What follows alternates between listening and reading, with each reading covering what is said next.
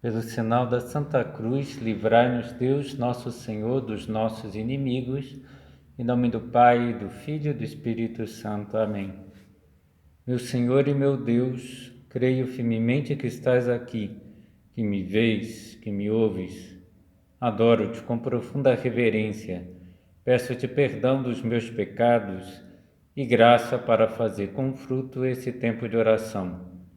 Minha Mãe Imaculada, São José, meu Pai e Senhor, meu anjo da guarda, intercedei por mim.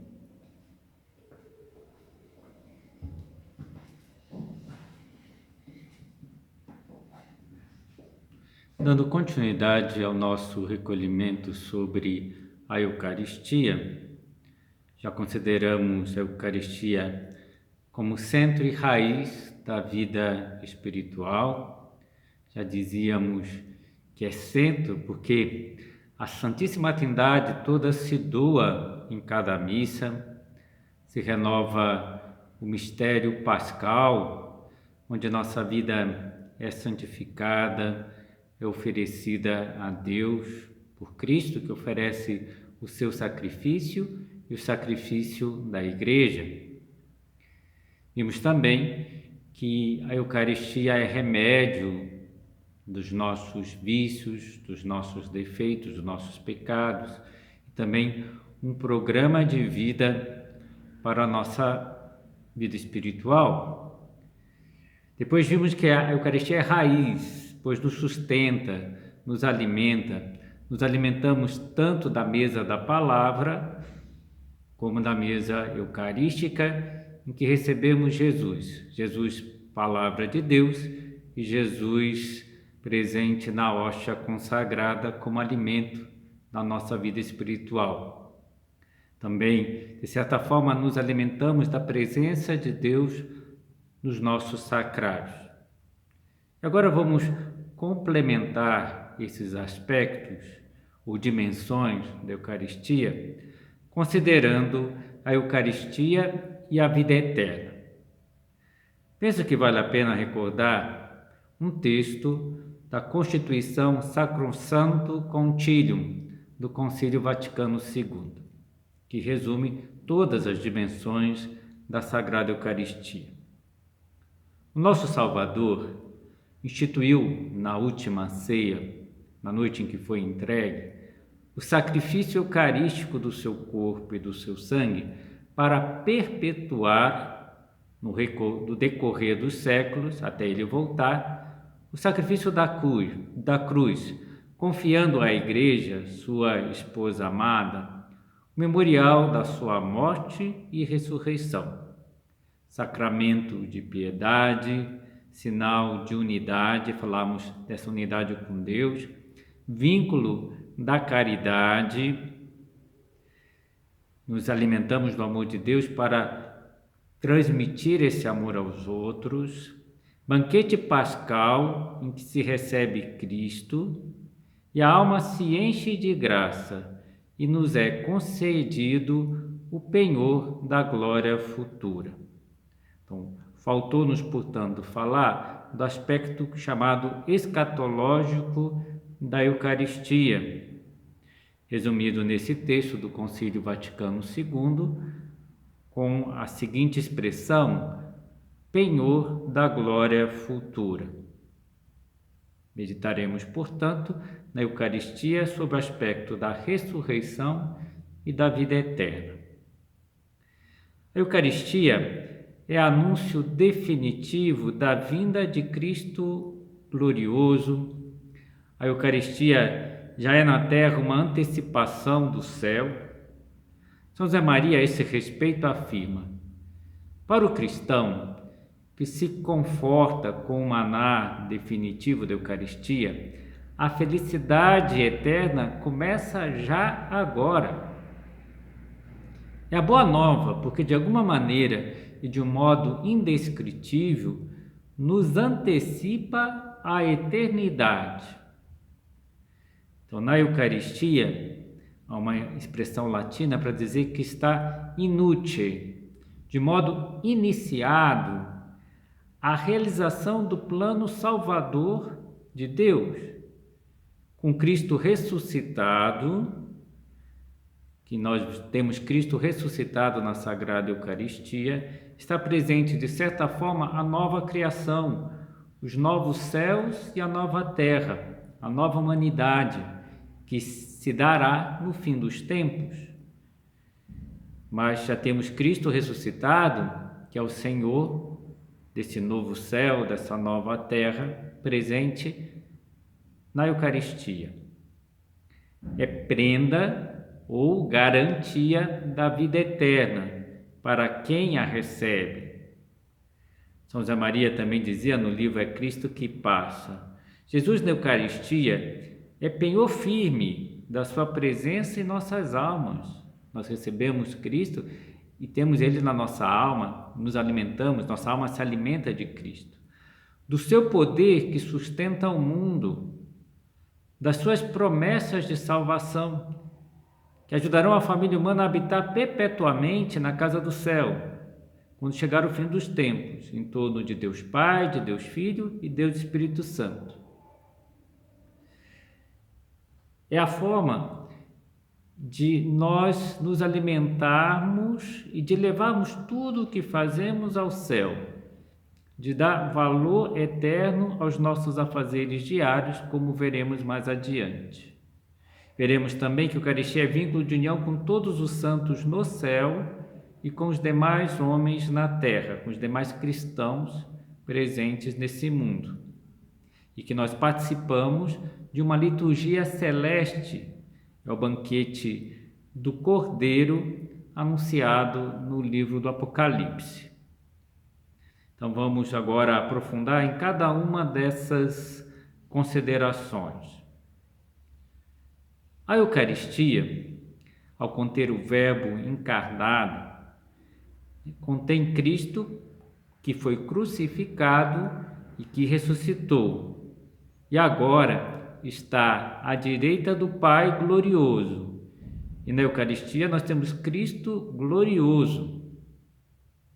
São Basílio Magno, um padre da Igreja, comenta: com efeito, na transfiguração gloriosa de Jesus Cristo, já se tinha iniciado a renovação escatológica do mundo no Senhor ressuscitado, o escatom, aquele que representa as últimas coisas, já está presente no 8º dia, o dia da ressurreição, a eternidade que irrompe no presente, fazendo-nos saborear o que nós encontraremos na vida eterna.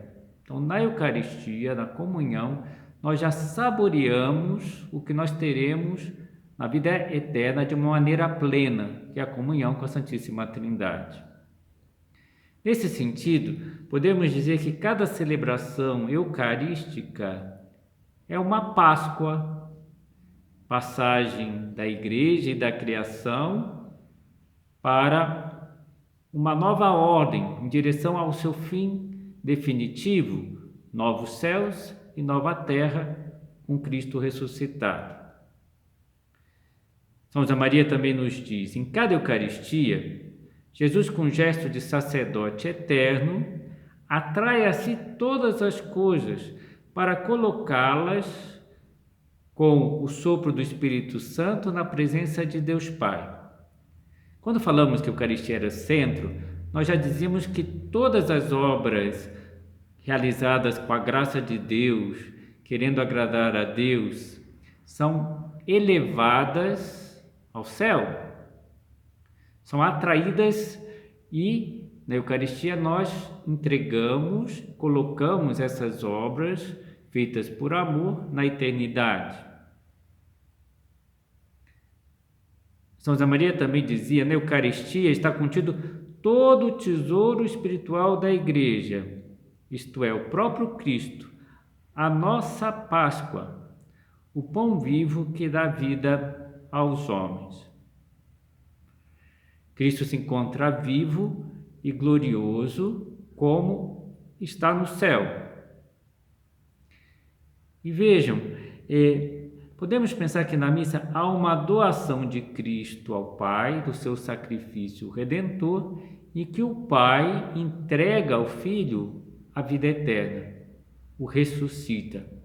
Tudo isso acontece na Santa Missa. E Cristo torna-se, por estar ressuscitado, vivo, o pão vivo, o pão da vida na Eucaristia. Santo Ambrósio lembrava aos cristãos da sua época o que acontece na Eucaristia. E ele dizia: se hoje Cristo é teu, se Cristo ressuscitado vem até ti, ele ressuscita para ti cada dia. Então, em cada missa que celebramos, Cristo ressuscita para nós. E se cumpre aquela promessa do próprio Jesus Cristo: eu estarei sempre convosco até o fim do mundo. E na Eucaristia anunciamos a vinda gloriosa de Cristo, que Cristo virá, como vem na Eucaristia para nós, virá no fim dos tempos, cheio de majestade, para julgar os vivos e os mortos. E a Igreja tem vontade de gritar, e muitas vezes na liturgia grita: vem Senhor Jesus, esperando a vinda gloriosa de Cristo no final dos tempos. Podemos dizer com palavras do hino Adoro te devote: Jesus, a quem agora contemplo escondido, rogo-vos que se cumpra o que eu tanto desejo, que ao contemplar-vos face a face, seja eu feliz vendo a vossa glória.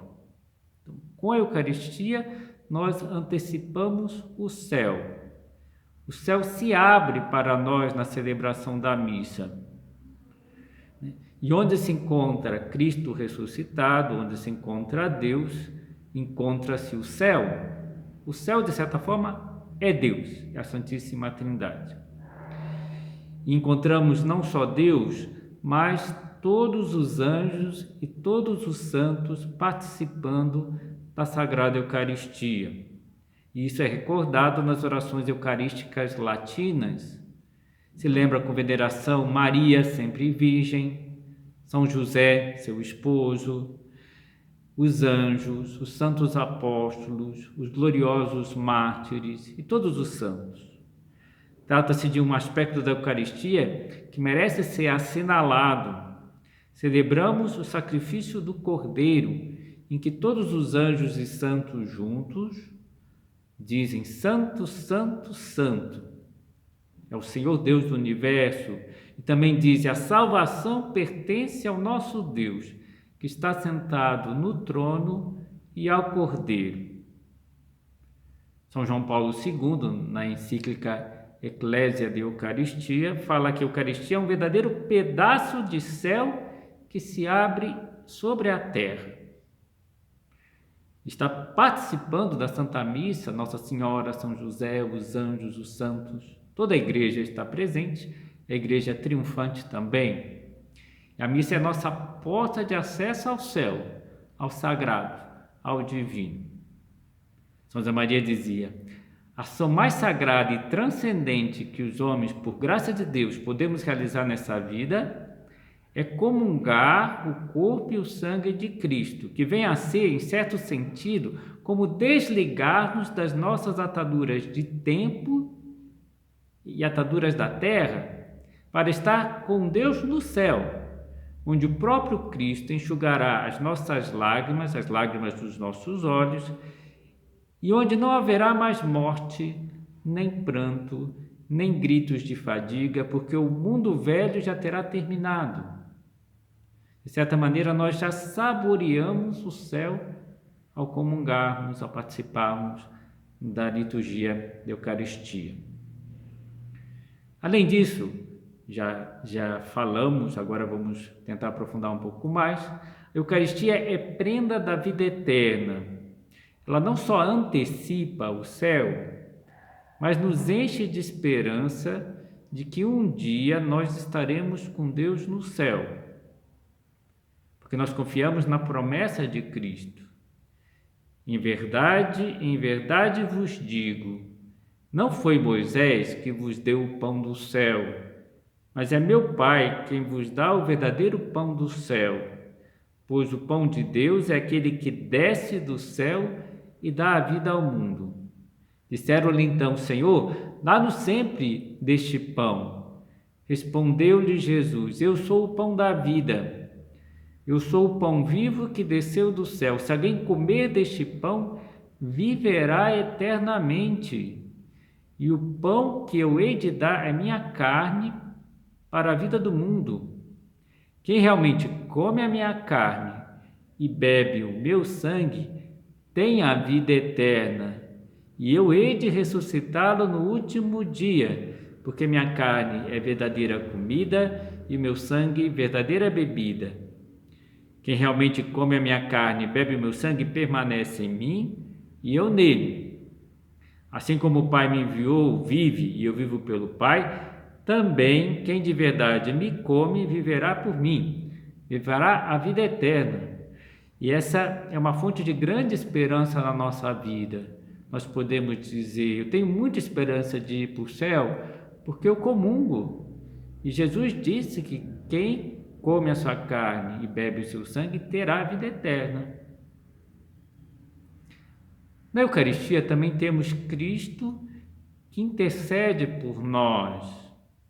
Assim como Cristo está vivo no céu, rogando por nós, também no Santíssimo Sacramento da Eucaristia, Jesus está vivo, está pedindo por nós, intercedendo por nós de dia e de noite, fazendo o piedoso ofício de advogado nosso. São palavras de Santo Alfonso Maria de Ligório. Oferecendo ao Eterno Pai como vítima para alcançar inumeráveis graças e misericórdias. Podemos dizer que da Eucaristia brotam todas as graças de que necessitamos para sermos santos, para chegarmos ao céu. Nós já temos o aperitivo do céu, que de certa forma desperta a nossa fome e sede de eternidade de Deus. Há um texto do livro do Eclesiástico que, de certa maneira, é uma profecia sobre a Eucaristia. Aqueles que se alimentam de mim terão ainda mais fome. Aqueles que me bebem terão ainda mais sede. Quem experimenta a comunhão com Deus na Eucaristia tem fome e sede de intimidade com Deus e anseia a vida eterna, onde terá a comunhão plena, definitiva. Podemos também olhar para a Eucaristia como um farol que ilumina a nossa vida na terra, que dá sentido e relevo a todos os nossos afazeres. Se a vida eterna dá sentido a tudo, que o homem vive para sempre, para estar com Deus, que é seu amor, que é o bem-sumo, para sempre. Isso dá sentido a toda a nossa vida, ao cumprimento da nossa missão. A Eucaristia também, porque, de certa maneira, é a porta para a vida eterna. E já dizíamos que é como um imã das coisas que tem valor aos olhos de Deus, que tem valor de eternidade. Tudo é divinizado através da Eucaristia. Nós oferecemos as nossas ofertas e elas são transformadas em Cristo, no corpo e sangue de Cristo. O Papa São João Paulo II falava que, de certa forma, a Eucaristia é celebrada sobre o altar do mundo, porque o mundo todo é oferecido a Deus, o mundo redimido, o mundo que saiu das mãos de Deus, que é criatura de Deus, e foi redimido por Cristo, é oferecido. Jesus devolve ao Pai, Criador, toda a criação redimida. E São João Paulo II vai dizer que na missa se une o céu e a terra. Quando o sacerdote diz no prefácio, em latim, sunsum corda, português, corações ao alto. E nós respondemos, habemus ad Domino. Temos o coração no Senhor. Que nosso coração se eleva na missa a Deus. Devemos colocar o nosso coração em Deus. Não nas coisas da terra, mas nas coisas do alto. E viver com um sentido de eternidade o presente, dando vibração de eternidade a tudo que fazemos. Dom Javier Echevarria, que foi prelado do Opus Dei, em uma das suas cartas, ele nos perguntava: que consciência tens da grandeza da vida corrente? Te afanas de verdade em caminhar, em trabalhar e descansar com Cristo? Alimentas na tua alma essa certeza formidável de que Ele te vê a todo momento?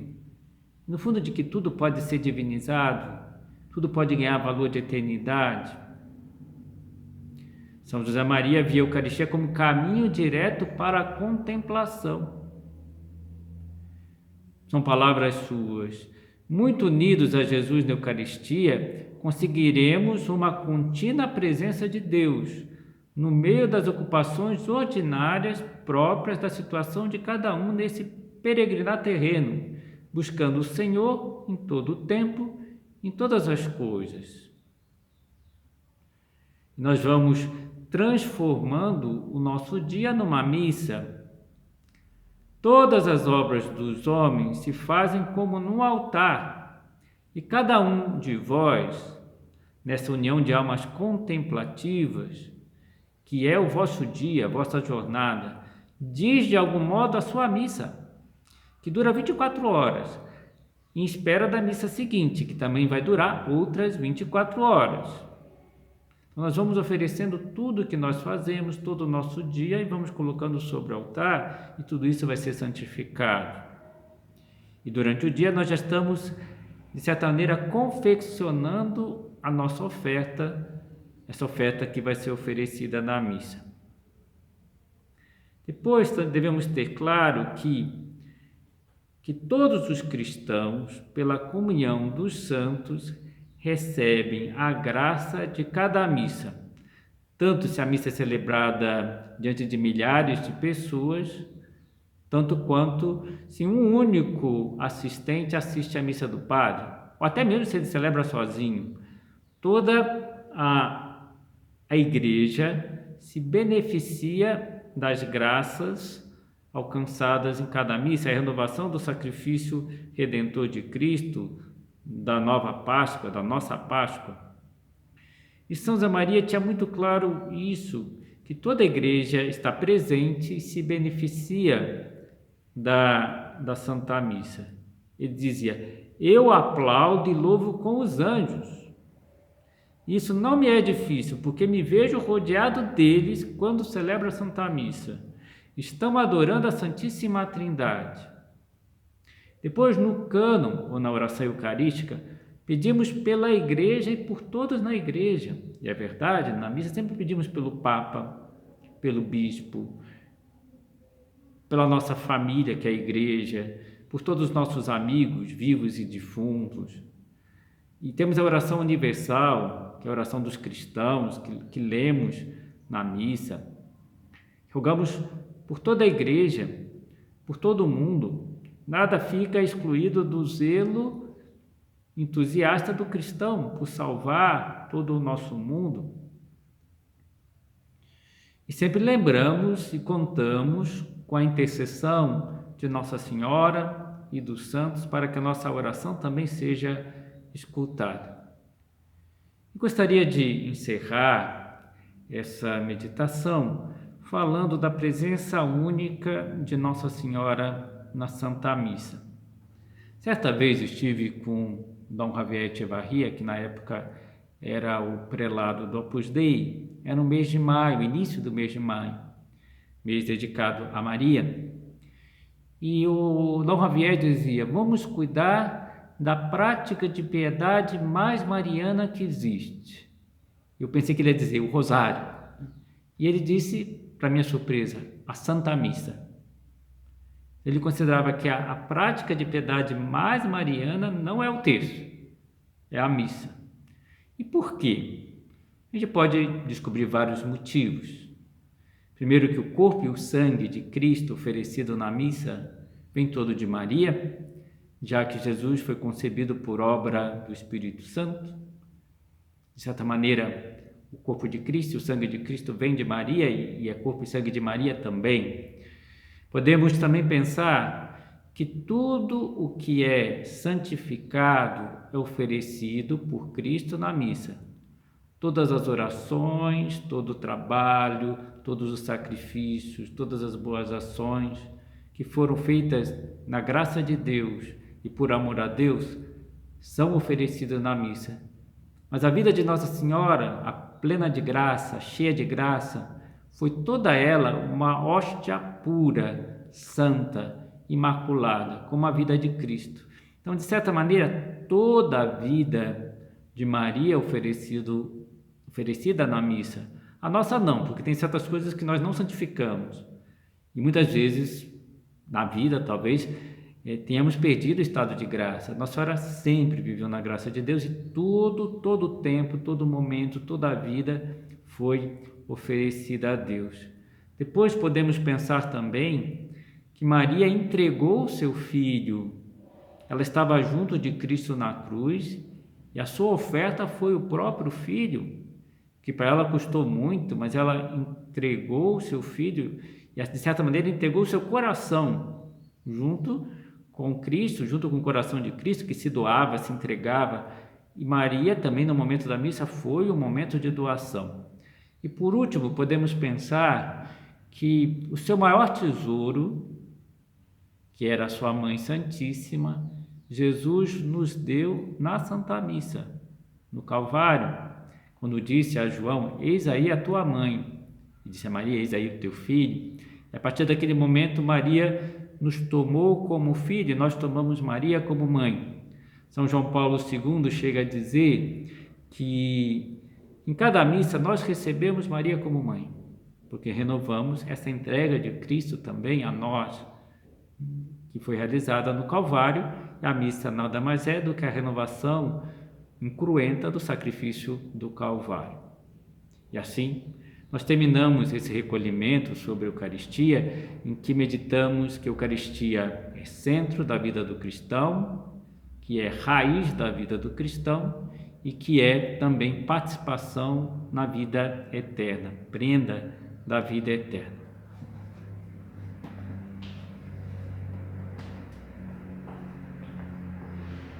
Dou-te graças, meu Deus, pelos bons propósitos, afetos e inspirações que me comunicaste nessa meditação. Peço-te ajuda para os pôr em prática. Minha Mãe Imaculada, São José, meu Pai e Senhor, meu anjo da guarda, intercedei por mim.